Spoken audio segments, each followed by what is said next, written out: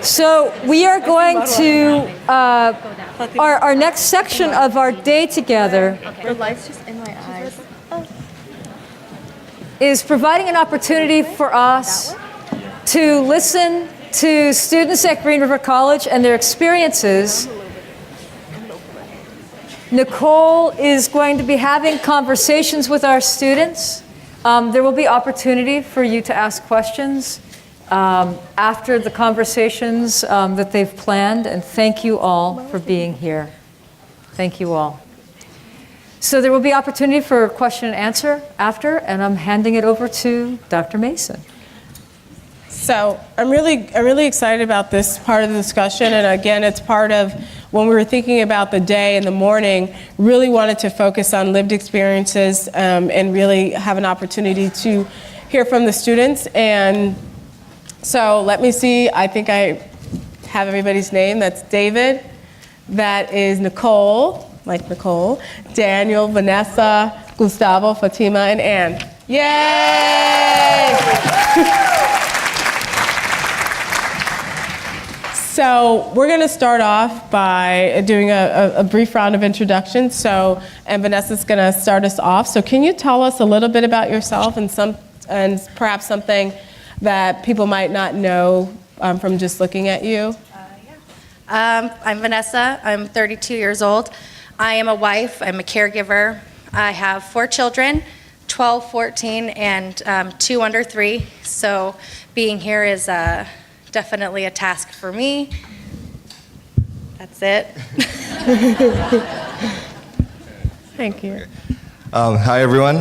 My name is Daniel, and I am from Indonesia. I'm an international student, and something that a lot of people don't know about me from just looking at me is actually my name. So my full name is Juan Felix Daniel Tampu Bolon, and I've been asked a lot by people this question: is that your real name, or what's your Indonesian name, or something like that? And I think funny thing is that a lot of Indonesians actually do have Western names. My sister's name is actually Mary Grace, and my brother is Giovanni. So, yeah, the only Indonesian part of my name is my last name, and yeah, this is my 3rd year here too in Green River. I'm Nicole. I actually just recently graduated, but I'm taking a couple of classes towards my minor.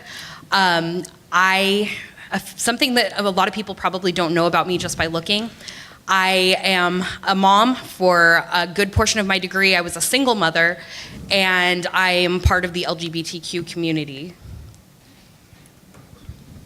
Hello, my name's David. Most people call me Davey because my last name is Jones. It's not Davy Crockett, it's Davy Jones, so just use that. I don't know why people come up with Crockett. So a little bit about me. I'm 41, almost 42. A lot of people don't guess that at first. And also I have custody of my young daughter, who's 9 now. And a lot of people's like, how does that work? It's like having a good support team, good family, and good friends close by, and just taking responsible for your actions and really focusing on school while still being a good parent. Okay. Hi, everyone. All right, my name is Gustavo, and I'm a student at Green River. I'm doing 2-year programs for welding, and I'm from Honduras. I grew up in Honduras, and I immigrated to the United States at the age of 14, and then I live in, how do you call this, a foster house. Also, it's one over there that he know me that well. Can you get up? Yeah.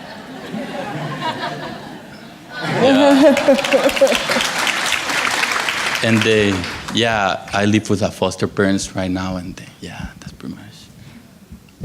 So hello everyone, my name is Fatima. I'm 17 years old.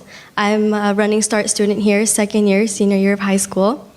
I am the Women's Peer Navigator in the Office of Diversity, Equity, and Inclusion, and I'm also the president here of the MSA, and that stands for the Muslim Student Association Club.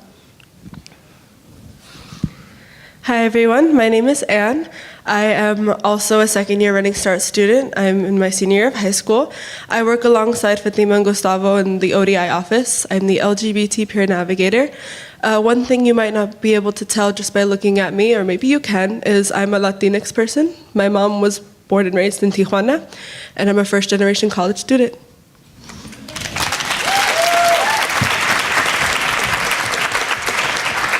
This is going to be good because these people are amazing. So from here on out, just feel free to jump in and talk whenever you have something to say. But can you tell us a little bit about your journey and how you got to Green River College? How'd you get here? All right, so another thing people might not know about me is I did almost 21 years in the Army. And as I was wanting to stay in longer, I just saw better opportunities out in this area. I've been out here for 5 years, and I spent most of my time in North Carolina at Fort Bragg there. So I've had 9 surgeries. They want to do more surgeries, and I just decided it's better just to get out instead of tearing out my body more. So as I was going through the process, one of the good voc rehab counselors, Laura Hartman, told me about Green River. And after I looked at Green River, UW, and all the colleges and universities around here, I really liked the IT program for Green River. And it has 2 programs, if you guys don't know, network, and then also has software development. So I want to take a new journey, and software is where it was. And it's not easy, especially being older and a parent and having my disabilities that are not really, you can't see them, but they do exist. And that's how I ended up here, and now I'm going into my bachelor's. I'll take some prereqs, but the winter time is when I start my bachelor's in software development.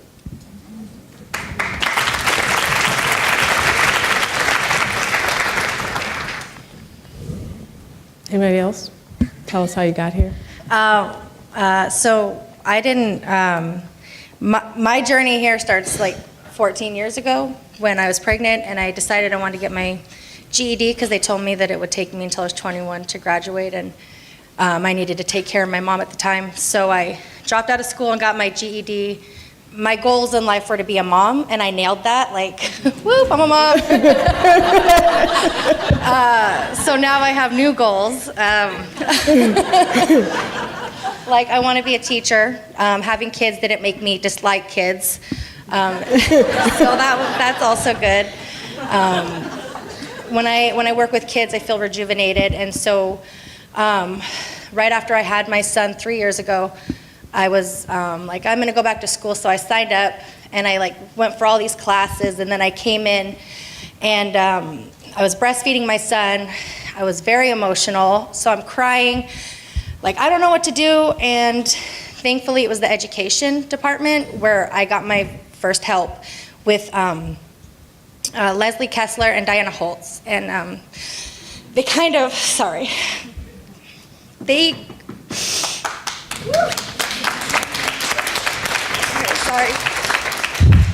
So they put me on a path to help me have childcare and still go to school, and put me on the path of paraeducation.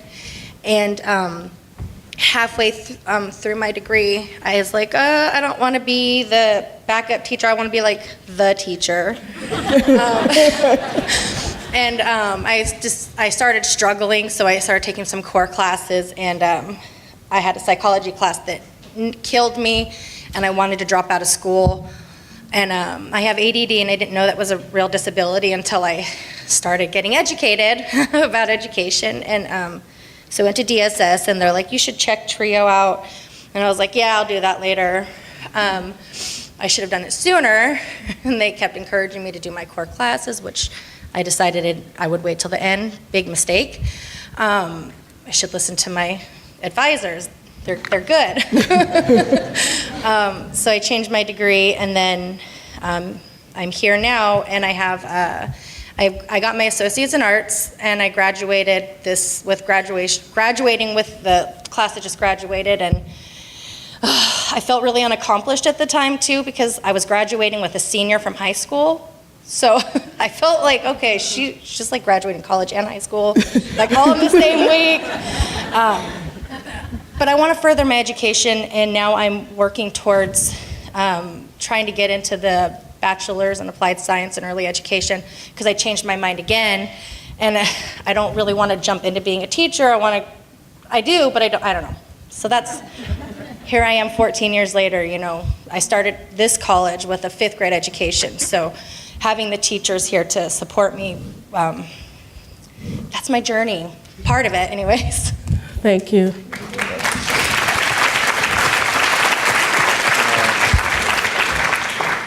All right, so I think I'll start with saying I didn't want to go to the United States in the beginning. It was actually the first person that wanted to go to the U.S. and study there was actually my brother, and he did went to Green River College. I think it's been 8 years now, or 6 years since he's first started, and once he decided he wanted to go to the United States, my parents were like, well, if he's going, you're all going, because first of all, she knew she couldn't kept any of the rest of the younger siblings to not go outside of the country if the oldest one is going, and also because she wanted us to be kind of, I guess, have a support system, be close with your family, even though the U.S. is so big, at least you're in the same country. And so after my brother was done with his associates here, he went back to visit us, and he told me that, there was this program called High School Completion, and he told me I should do that there and finish my high school at Green River. And I was 15 when he told me that, and I was so I'm not ready to, go outside and live very far away from my parents, travel halfway across the world. But I did, and I went through it, and I got here when I was 16 years old, and which was 2 years ago, so I'm 18 now. And okay, I'm really nervous right now. What else? Oh, so yeah, you have to get that visa, and it's just it was a scary thing getting your visa because there was a common knowledge that the U.S. was probably the hardest country to get into, just because you have to go through a lot of process, and there's an interview, and you're scared whether or not you're gonna say the right thing or if they're gonna accept you, and also because of the culture. Even though I grew up speaking English, my mom could speak English. I was taught by Australian teachers, and so speaking English wasn't a problem, but I always felt intimidated when I'm talking to a native speaker, and when I did get here, it was I had to figure out about finance and making sure that I have to be an adult and stuff, and that was the most scariest thing. I've been at times where I'm when in my bank account there's only $10 or something, and I'm oh, this is a college student. Right? Yeah, that's it.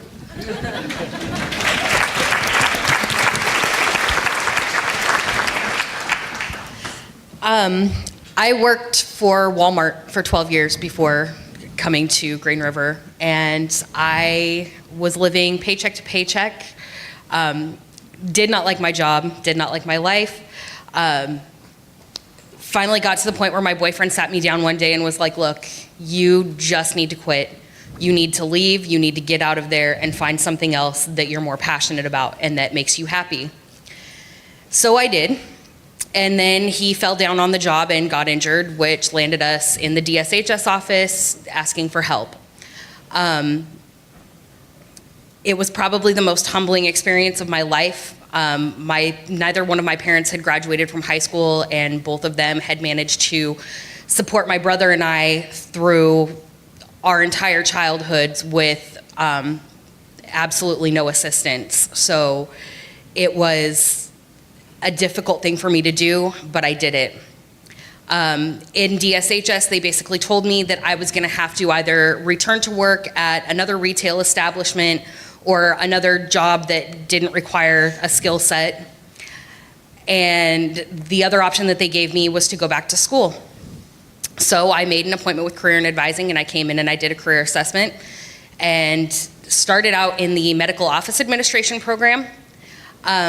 Wasn't passionate about it. My first quarter here, Julie Moore pulled me to the side after English 101 and told me, Nicole, you're selling yourself short. You need to aim higher. Go for something that's going to have more room for growth and opportunity. So I went back to the results from my career assessment, and one of the other things that it had listed was accounting. So I went and I changed my degree plan and started working towards my accounting degree. During that time, I was on workforce education, so I started out with a career technical degree and found out about halfway through, not knowing the college system at all, that the career path that I was on as far as my education was not going to lead me to the career that I wanted once I got out of school. So I started navigating my way through trying to complete with a workforce budget what I could take that would cross over for my transfer degree so that I could pursue my transfer degree once I was finished with my career technical degree. It's been an experience trying to navigate all of that and not knowing who to turn to at any point in time. It's been the best decision that I've ever made in my life. I've been happier than ever. And I'm now working in the career and advising office for those of you who don't recognize my face. But Green River has been home since the first day I walked on this campus, and there are a lot of people here that I can thank for that.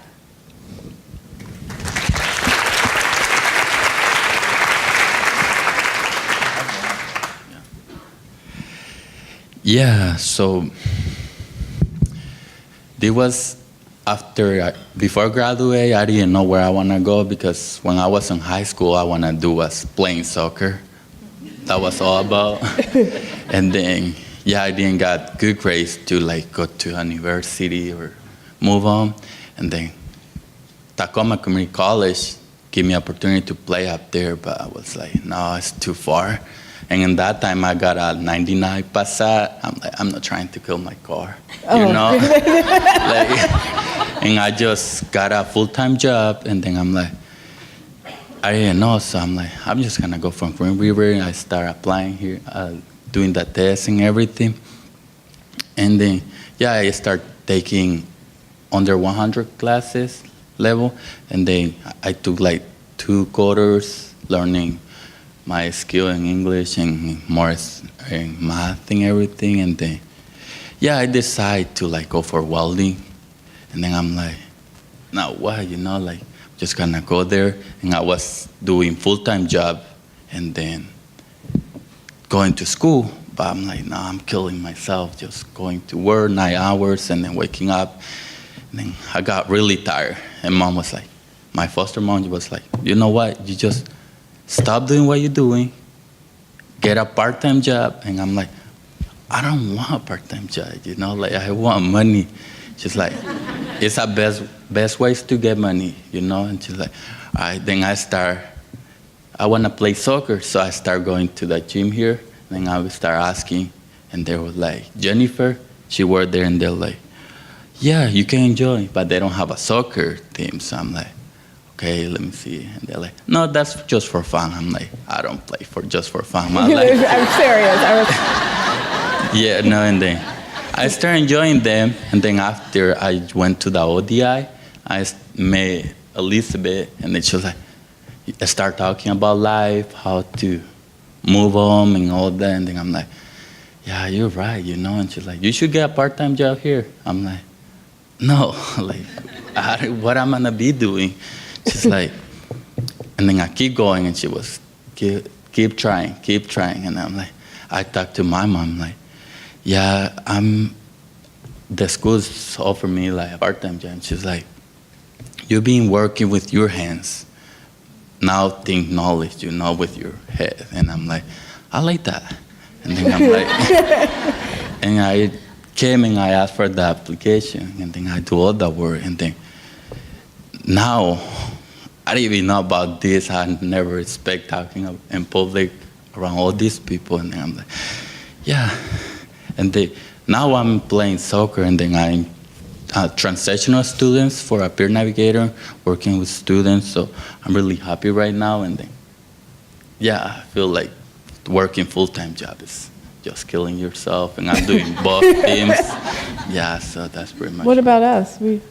I mean, like what you mean, like working full time? Yeah, we're killing ourselves. No, but you already got your education. Okay. You know, I'm talking about my education, and then I'll start doing my money. That's what I want to help my family. So, yeah. Okay. Thank you. I'm not saying that's bad. I'm just saying that education's first. You know? Yeah, education. Yeah. First. Yeah.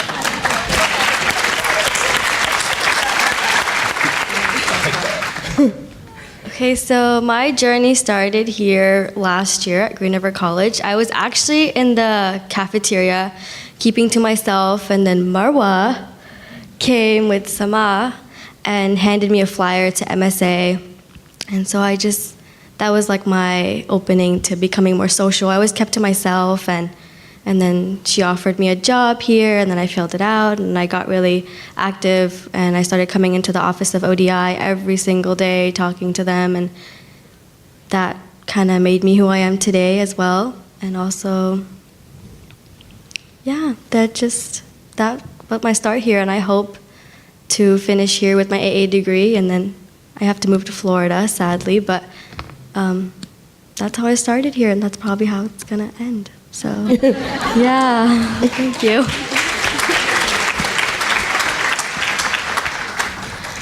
So if we want to go back, my journey probably started the summer after my sophomore year.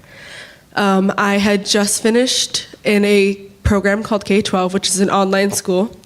And the year before that, I had been in Catholic school, and I had not found a place where I felt like I belonged. I always felt like an outsider, like I didn't have anyone. And so obviously my mom, she saw my struggle, and she said to me, like, there's this thing called Running Start, and you can go to Green River, and it's much more open and much more friendly and helpful, and a place where you can learn and grow your character as well. And so me being the teenager I am was like, but I could continue to do online school and stay in my room. And she said, no, we're gonna do Running Start. And so next thing I knew, I was enrolled at one of the brick and mortar high schools here in Auburn, at actually West Auburn. And I was going to start my school year at Green River. I planned to not talk to anybody, go to my classes, occasionally interact with my professor, and then go home. That's not what happened. I stepped onto campus, and immediately people started to talk to me and started to welcome me. And the next thing I knew, I was helping out in clubs. I was the vice president of Queer and Allies, and I'm now the current president for this year. And I realized, especially this year, that I had found a home, even though I didn't expect to. And so that's kind of how I ended up here, and it's gonna be sad to leave, so I might come back, you know? But yeah. Thank you.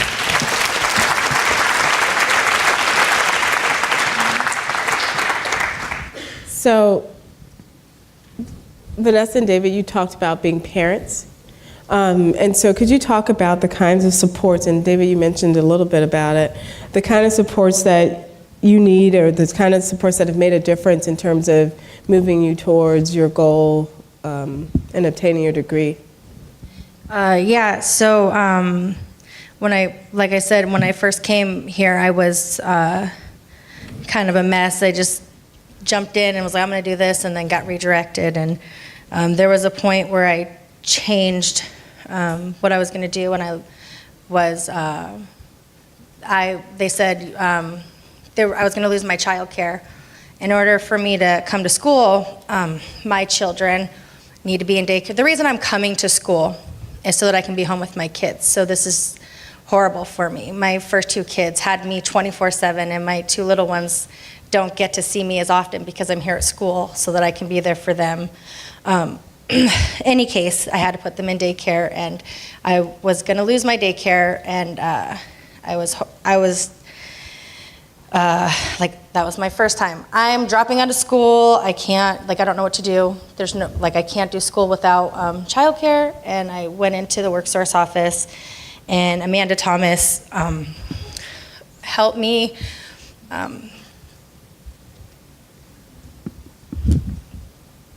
put a Band-Aid on my degree so that I could keep going to school and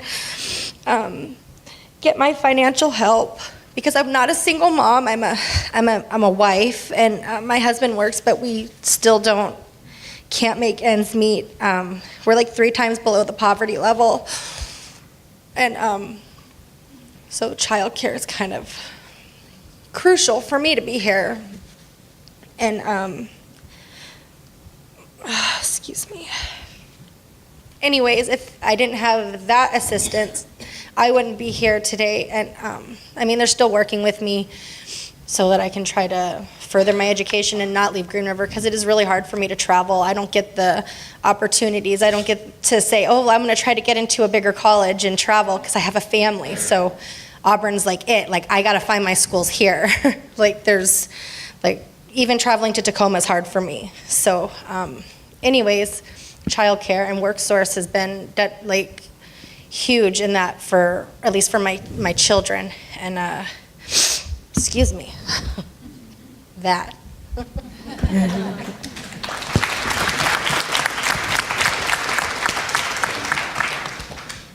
I would have to follow that, wouldn't I? Thanks a lot. All right, so my story is different from hers. I have to tell everyone I'm very fortunate in life right now. And I want to kind of touch on hers. Like, if you think as a single parent, or even as, there's 2 parents in the house, you don't think you can do college, then that's a perfect example of why. It's not going to be easy. It's going to be tough to make ends meet. And there's a lot of my friends who are in those situations. And I find myself bonding with those people and helping them out any way I can. I'm fortunate because I didn't think I was going to go in the Army. I took computer classes in high school. I thought I'd be going straight into that, but after 2 years of working factory jobs, getting out of high school, my sister joined the Army, and then she's like, you should join too, because she gets a little bonus or something, or promotion. So 2 days before I leave to go to basic training, my sister comes back home and is like, oh, I got out of the Army, you shouldn't go, please don't go, please don't go. So I didn't go, and then the recruiters are mad at me and they're threatening me stuff. So I finally went. I was like, I'll do the reserves. No, I went in a straight Army, and I didn't see it as a challenge. I found a lot of things easy. I enjoyed it, so that's why I stuck in it so long. Plus, I planned for a future as getting out, and with the Army, with military, and now with a lot of companies around the Seattle area, and especially Washington State. Even if you do start working, they have programs where you can go to school at night and they pay for it. There's so many great companies around here doing that. So I luckily don't have to work. I get my nice retirement paycheck. Like I said, I had a lot of injuries, a lot of surgeries, so I get a lot of good VA benefits. And the thing about me is going through a child custody case for 5 years and having all that money saved up, and before you know it, you just spend over $100,000 trying to get your daughter. So I call her my $100,000 baby because she's expensive. But also when I seek to do something, I don't make excuses. I do it. I dealt with not having her for a while, but I made it happen. And the thing about Green River is they have night schools. They have day classes. And as I go to my bachelor's, the day class is going to be perfect because I have 2 classes that have to go on campus, and they're Monday through Friday around 11 to 2. So I can get back home, have my daughter and all that stuff. So as you can tell, I love my daughter. I'm getting a little, broken, but it is doable. And don't give up on yourself. I mean, it took me 22 years to go back to school, all right? I didn't do it at all in the military except for a couple classes. And people getting out and they're trying to work, I'm like, no, I want to go back to the basics. I started at the lowest math because I wanted to learn it. And I started with the basic English. So people are like, why'd you do that? You could have shortcut it. I was like, for one thing, it's free because the military, the VA pays for it. Second of all, that's longer I don't have to work because of my benefits. And third of all, I actually want to know stuff. And that's what programs at Green River do for you. If you look at the other IT programs at Washington State and all these, Tacoma College or Clover Park, it doesn't teach you the fundamentals of programming. And that's why I chose a school.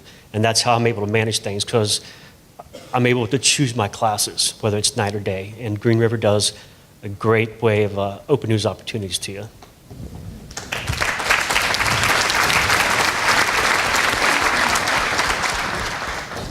So, If I can add to that, with my experiences with my daughter, I've been really thankful that even during the time that my boyfriend and I were split up and I was having to take courses as a single parent, he was very helpful in watching our daughter. But I also had a lot of support and flexibility through the instructors that I had, the work that I did as a student here. Even the clubs that I was a part of, a lot of the people were very helpful in supporting the challenges that I was facing with childcare and kind of scheduling issues. great. So we have two more questions before we wrap up. So I wanted to ask you, because this is all the faculty, staff, part-time, everything. Everybody's here. The president's here. So I wanted you to, if there's something you could say to the Green River College community about your experience here, what would it be? What do you want them to know about your experience here? If I could say one thing, this is especially, I think it goes towards everyone out here today, making connections to the students that you're with, whether you're a professor or your full-time staff in any way. One of the things that helped me so much was staff making connections. I have professors that I know that I'm going to stick with for the rest of my life. I see you, Beals. Hello. She's one of the people who really helped me fit in here, as well as Danny. She's been a help as well. Hello. Just making those connections and getting to know your students and understanding them and what they're going through, because not everybody's the same. We may look similar, we may look alike, we may have similar struggles, but we're handling it in different ways, and we have different things that we need to learn and things like that, and just getting to understand us. And I know it can be hard when you have big classes or when you have a lot of students that you're working with, but even just taking a second to talk to them and to understand makes a huge difference.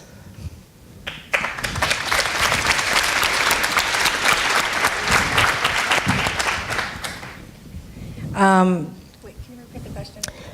If there's something you could say to the Green River College community here about your experience, Okay. what would it be? I would say just because you encounter a bad teacher, a teacher that makes you feel like you're going to fail, that makes you feel like don't even try, like don't give up, because you will run into teachers that change your life. I had a psychology teacher that made me want to quit school, drop out. I was done.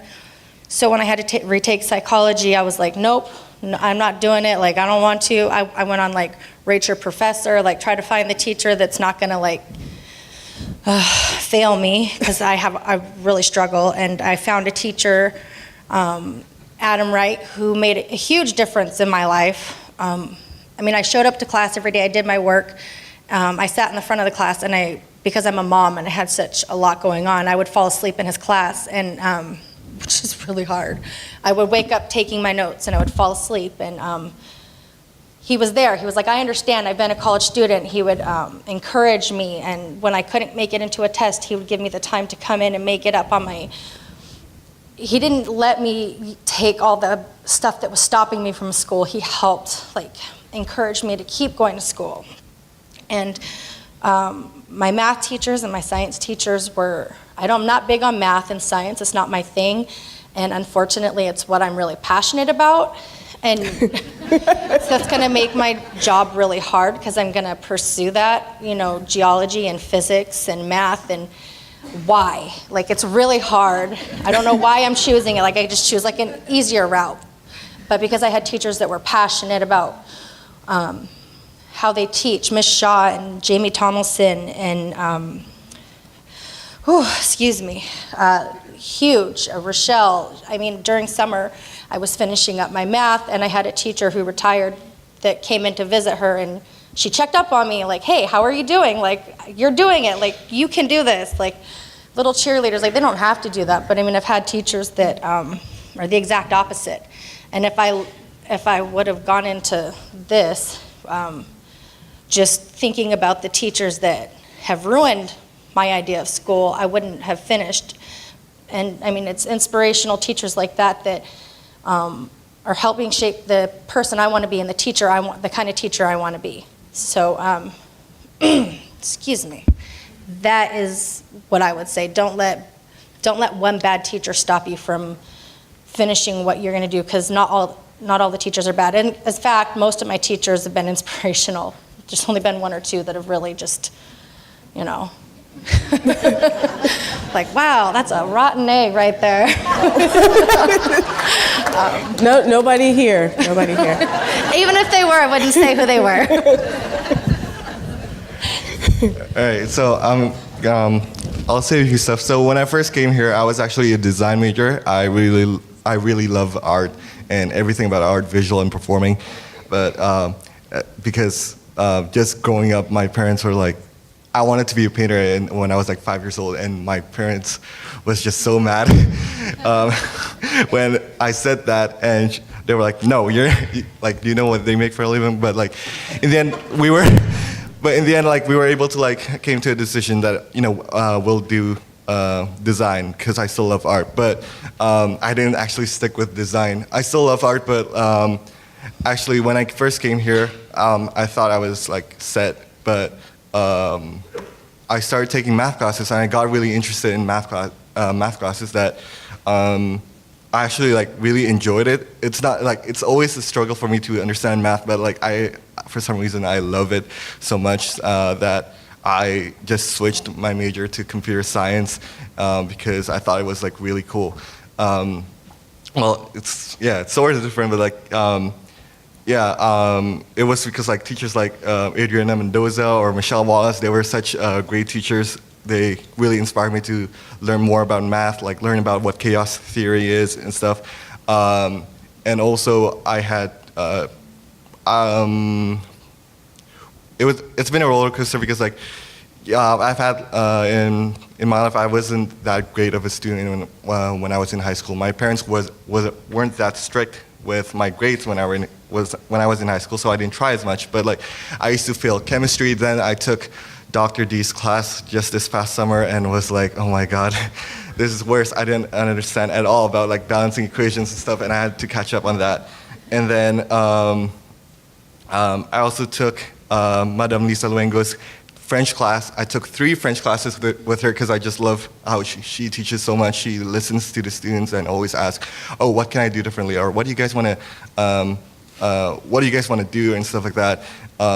Something that kind of incorporated how the students want to learn. I think that was really cool, and I really enjoyed that. And I think a lot of Grenoble teachers, even though I've had my troubling times with I failed a class before and I felt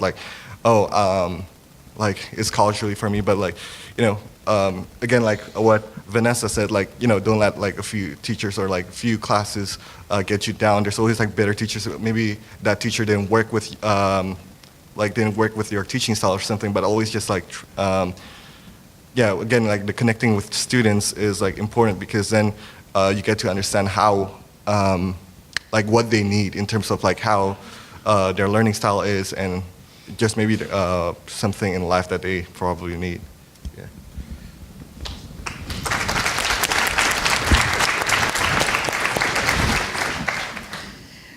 If I could say one thing to the entire Green River community, and especially today since we're addressing faculty and staff, I want you all to know how incredibly inspirational and inspiring so many of you are to the students that you help.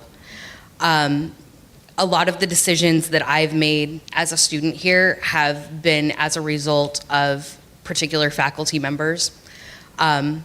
It's such a long list that I'm not going to go through all of it, but those of you who are on it, you know who you are. From the faculty members that I worked with in the Writing Center, Lena, Scriv, everybody. Julie, who actually encouraged me to tutor in there. The math faculty members that I've either worked with in the Math Learning Center or taken your classes, Adrian, G10, I know you're back there somewhere, Mike Kenyon. I appreciate so much what you all have done for me. to encourage me to go outside of my comfort zone and actually help not just myself, but the students that were around me, whether they be classmates or other students in the Math Learning Center. I appreciate Megan Reiser so much for encouraging me to open up more about my story and experiences during class time and in general. Danny Chang has given me so many opportunities to express myself and given me constructive criticisms when I've needed it. There are so many people in student affairs that I've gotten to know and love through my job, both at the welcome desk and in career and advising. And I appreciate all of you for the opportunities that you've given me and the constant advice and help. But you guys are all amazing. You do a great job, and keep doing what you're doing for your students.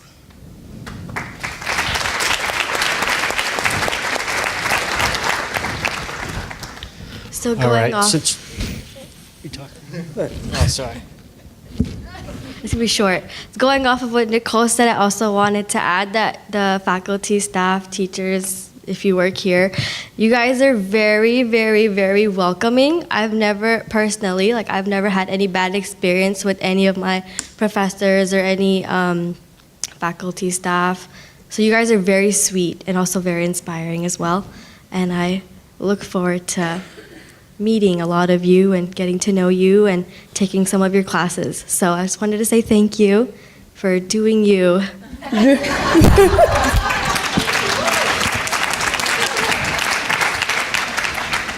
Can I go now? Yes. I was daydreaming, it's my bad. She didn't make a list, so I thought I'd make a list. So when you look at the instructors, some that have come to my mind or have helped me, I'll start with Alan Carter for the networking side, because he's was the first face I saw in this college. We got enrolled. Next week I was in college, and I've never stopped since then. And Tim Mason, who is also in that program, who really challenged you to try to teach yourself. I mean, they're there for a reason, but we also got to come out of our shell and try to learn how to do something ourselves before the answer is given to us. From the software side, Andy Orr and Ken, those guys have been great, always in conversation with them, or it might be email. I go by the offices, and they've helped me out a lot of way. And the instructors, Janet Hollier, Josh Archer. You got, for Windows, as Gustavo, I forget his name, but David Nelson for the math side. He makes these funny videos for his projects. You guys would enjoy that. John Snyder, I call him the dinosaur because he's a little old, and I understand John. A lot of people don't understand John, but I understand John. And Dante Barnett, a great instructor at nighttime, keeps the entertainment up and keeps you alive through it. With the DSS services, we have Jamie and Sarah and Jean. Anytime I email them, they get back with me. They're there. If you got a disability, even if you don't think you have a disability, just go by and see them, because there's a lot of services they can help you with. Also, Sarah Petty, I've had her for a couple English classes. I love her. I love how she gets us to express our ideals and try to come out and really shows us how to do the writing and how to create a story or a report or whatever. So I look forward to hoping to get in her class again. And of course, Manila, the VA guru, I call her. She's always there. She's always checking up on me. The services are here, and there's not a problem with the staff for me. I'm older, but I know I have to work to bring my grades up. I know I have to show up for class to be a good student. I know I have to do the assignments on time. I know I have to do the research papers. I know I have to turn in something that's actually says I worked on it, and instead of having red ink on it.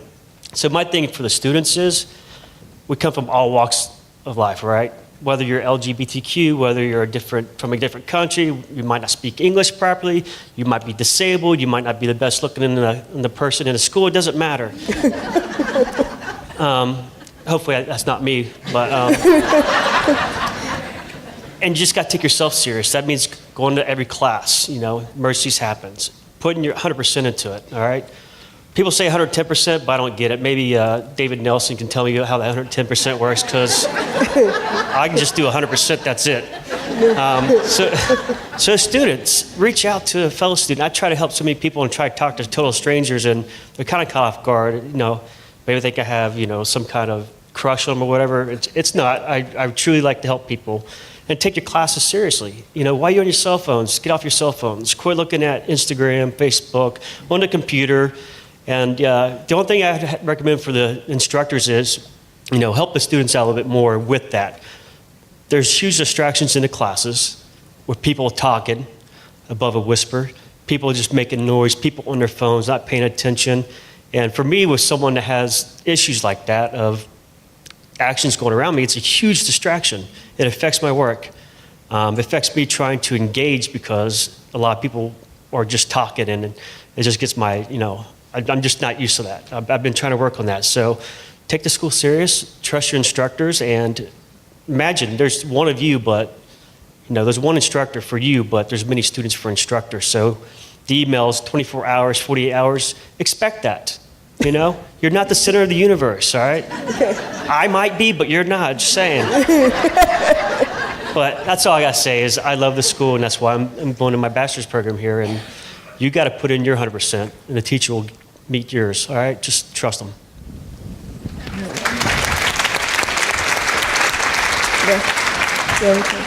You don't have to.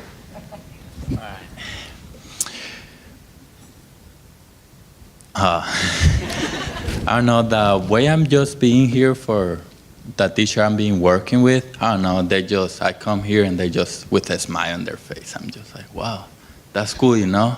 Like, did that just change somebody else? Like, I came here probably, like, mad, upset, and I see someone smiling.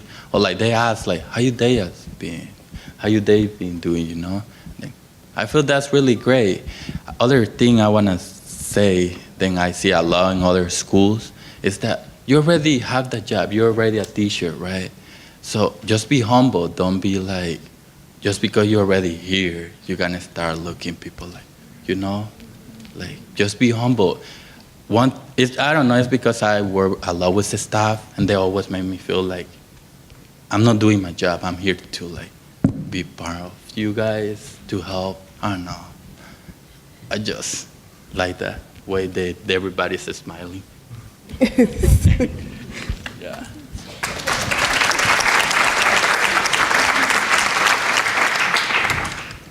So we're going to close out with, I'm going to wrap two questions in one.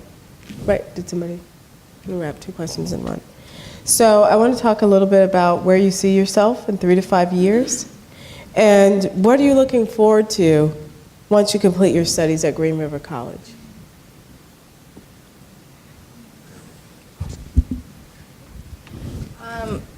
Well, I'm looking forward to getting my master's in teaching. That's my ultimate long-term goal, so that I can be in school while my kids are in school and be out of school when they're not, so I can be a more present mom.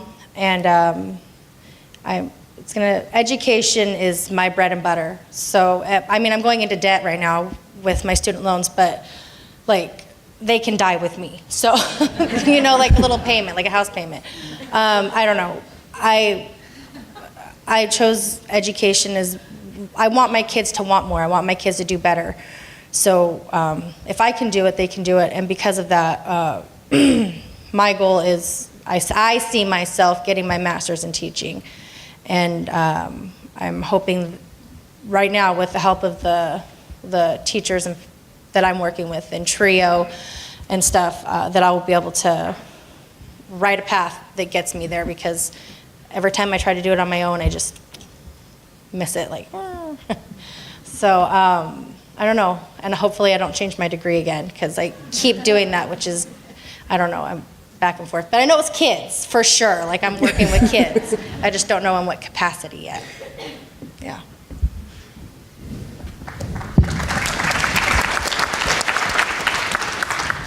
So in 3 to 5 years, well, first of all, I think by next year, I hope to be done with Green River and ready to transfer. And in 3 years, hopefully, I'll be done with my bachelor's degree. I'm hoping to get a degree in computer science and linguistics. combining both of them together. And I don't know, maybe after that, either I'll try to do OPT or like go to my master's degree, or maybe I'll be back in Indonesia. I'm not sure yet. Yeah, I still haven't gotten my life figured out. I'm only like 18. Okay, that's fair. That's fair.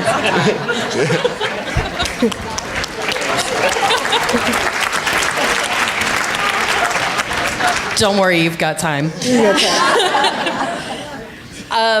I'm hoping that in 3 to 5 years I will be a certified CPA and working towards my ultimate dream job, which is working for the IRS in Puerto Rico. So Oh, wow. we'll see if Very that happens. specific.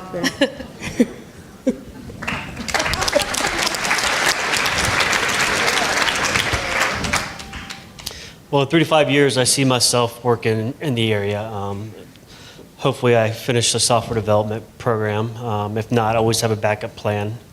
And I want to work for a small company. I don't care about working for a big company. I really don't need to make a lot of money to survive. I got benefits for that. But even after I finish my bachelor's, I'm not going to stop there. I mean, I'll be the first one to get the bachelor's in my entire family on both sides.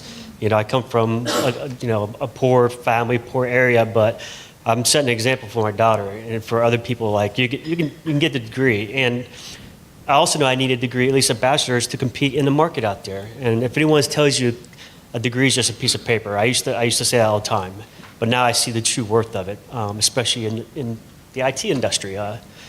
Where do I look forward to completing? Well, actually, I wouldn't mind teaching here in the future. You know, I want to.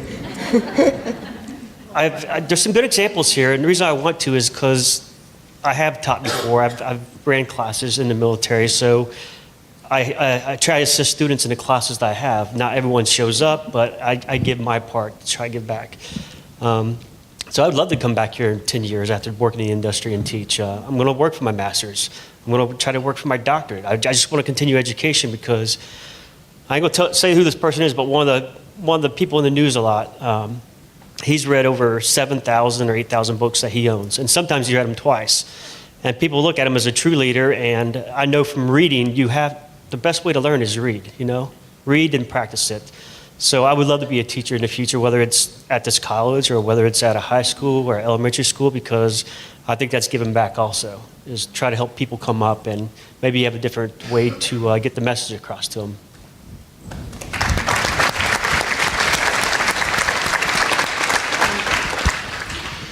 Yeah, first I need to finish my welding program, and then later after that I wanna go for electricity, and then maybe after I finish that I'll probably wanna be growing up with the company I'm working with. Mm-hmm.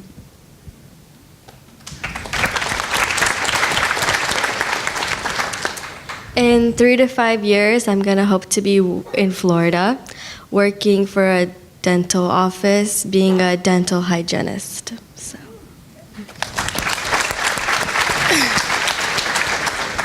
All right, guys, get ready for some big dreams.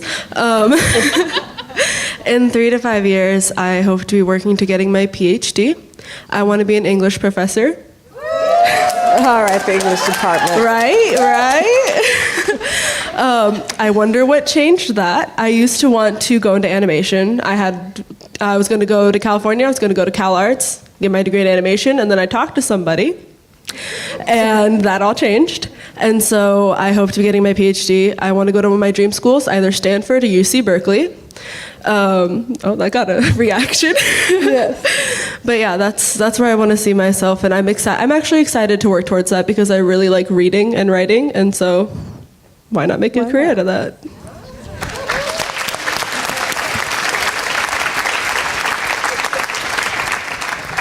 So this has been amazing, and I thank you all for sharing your experiences. When I'm listening to you all, what I heard was this incredible sense of belonging and feeling like you all are a part of the Green River community, and how important that is and integral to your experience here. And if faculty, or we go back to the talk earlier, faculty are wondering, are you seen? Are you heard? Are you valued? I think across the panel, what is true is that you are. and that you've made the difference in all the lives of the students here on the stage. Do we have time to open it up, or? Absolutely. Okay. So might there be any questions from the audience for the students? There's mics in the back upstairs and also down here. Hi, thank you all for joining us today. It's really wonderful having you here.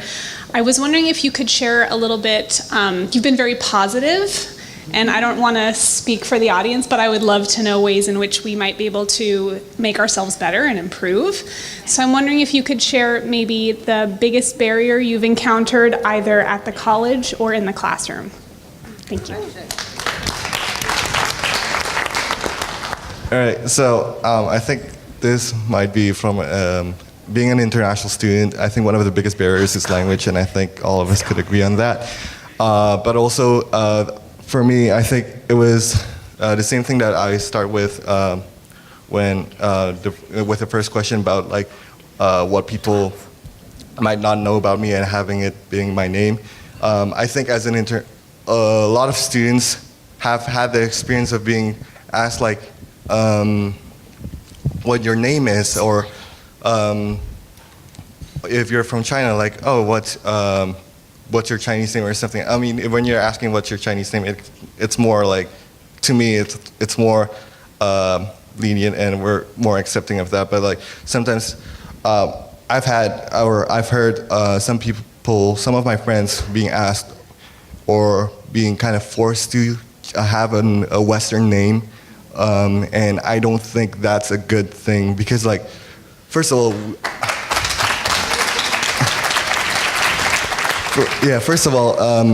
in a lot of our cultures, like names are very important to us. It means a lot of things, and also because like for a lot of international students, English is not our first language. We've traveled all throughout from different parts of the world here, and learning English as a second language. We have to understand how to pronounce all of your names and like get used to it. And I think it's very, it's like, it doesn't come as welcoming when you have to, when you're not doing the same thing. I know I've learned to like, learn how to pronounce a lot of Western names, but like when I see like a teacher not trying to,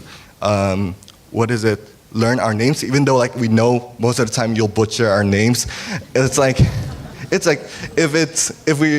unless we say like, oh yeah, we do have something we prefer to go by, so that you'll be more comfortable, or we'll be more comfortable. Like unless they explicitly tell you like that they want to be called that, I don't think you should force a student to like give you guys a Western name that you can pronounce.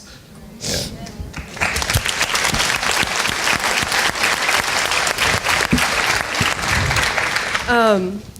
A barrier that I've seen, and I've seen my friends go through with within the classroom, is the use of preferred pronouns and preferred names, especially for my friends who are non-binary or gender fluid or are trans. And I know that not everybody knows the importance of these pronouns or these preferred names. And pronouns are an identifier. That's part of who we are. If a student prefers a different set of pronouns, it's not because they want to feel special or they want to make your life difficult or anything. It's because that's who they are. That's a part of them.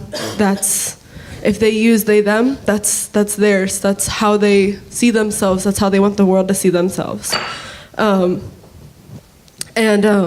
As the same with preferred names as well.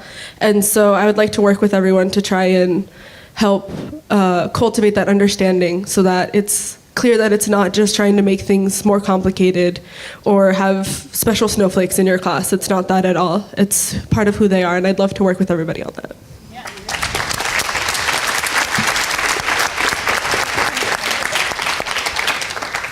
So I don't know how constructive mine will be, but I find it's more online classes that I struggle with. I feel like a lot of my online teachers are it's easier to not see the student as a student versus just another statistic. Just to be like flexible or lenient with your students. I know that I struggle with my understanding, and if you meet me in person and I'm in your class, that I might not get down what's on the paper right because I have a learning disability. But you're still able to see that I'm understanding. I'm just not able to maybe formulate that on paper. And I ran into teachers, at least in class, where I will get partial credit, like, oh, you missed half a point because you didn't do this. That's totally reasonable. But being, citing information, that's really hard for me. I don't know if anybody else struggles with it, but I mean, to give me a complete 0 on a grade, like a paper because I can't cite correctly, and you go back and forth with your teacher, but they just kind of keep you at like, you're a statistic, you did it wrong, so it's a 0. I mean, that's not life, right? If you mess up, you don't fail, you get back up and you try again. And if you have someone, a student that's just not getting it, like, I get like it's the student's job to understand, but it's also your guys' job to try to help them understand why they're not getting it. And I think it's mostly online classes. So if you're an online teacher, just keep in mind that, there's a lot of different things happening at home where people are trying to, some people can't even get into school to come and talk to you, or, get a video message out. Just keep that in mind, that it's, you do all your work and you work hard, and it just makes you feel like you're failing because your teacher's not. Like, I get it, you're online, but you can have a presence online, you can make a difference in kids' lives or people's lives, right? Even if you're an online professor. So that's.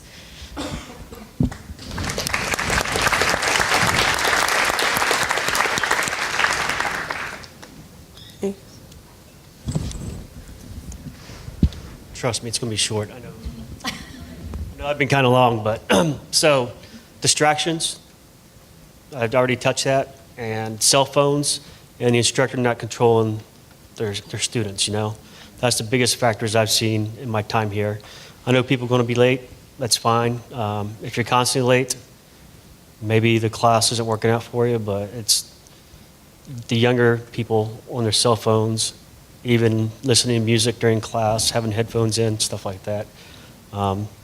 Everyone's there to learn. If you're not serious about your education, you don't care about losing money, then why even show up for class?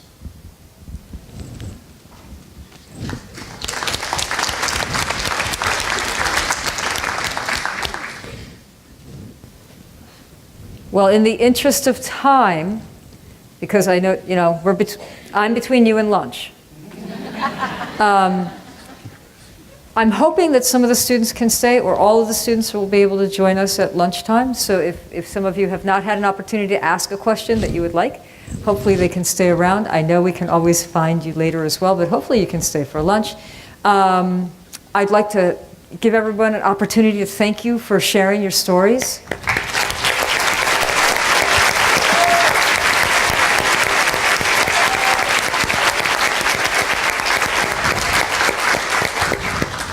And whoever was talking about chaos, and was it Daniel? Chaos Okay. theory. We're going to try to make lunch not completely chaotic, but I'm not sure how we're going to organize this, which means then we're not going to organize this. So we're going to serve lunch out there. We're going to reconvene at 12:45. We have a lot of material that's been playing out for you this morning, from the student stories and the materials that Nicole has shared, her thoughts about herself, and the broader systems that we're going to build on this afternoon. So even if you might go out to get some fresh air, which is a gorgeous day, please come back. 12:45 we're going to start. Nicole and I are going to start the afternoon with a chat with each other for you and have engagement with you, and then we're going to go move into activities. All right? Thank you for being here this morning, and let's go eat some lunch. Dr. Johnson, we got one more thing. Okay. Whoa, Green River's starting a new program. I did not know about this. Gator Moments, yes, right here. I Gator didn't know about Moments, this okay? either. It's a new program that they just started, and each individual in the panel got one. And we also have 2 to give, one to Dr. Johnson and one to Dr. Mason for having us here and spending their time and letting us do this.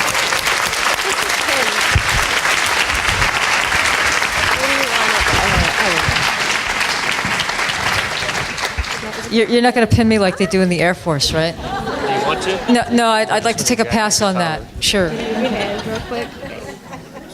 Thank you. No, yeah. Thank you. Thank you. All right, so what this new initiative is we're going to get some to hand out throughout our time on the campus. And so it's a pay it forward thing. If you see an instructor, you see another student doing something, going out of their way, volunteering for things, they're setting an example for that class, that community, that area. We're going to start this program this quarter, and we're going to give it to people who really deserve it, and you get the word around campus, and maybe you'll get a few extra, and you might see someone that you want to give a pin to. So hopefully you guys will enjoy this program, and it gets paid forward a lot. Thank you.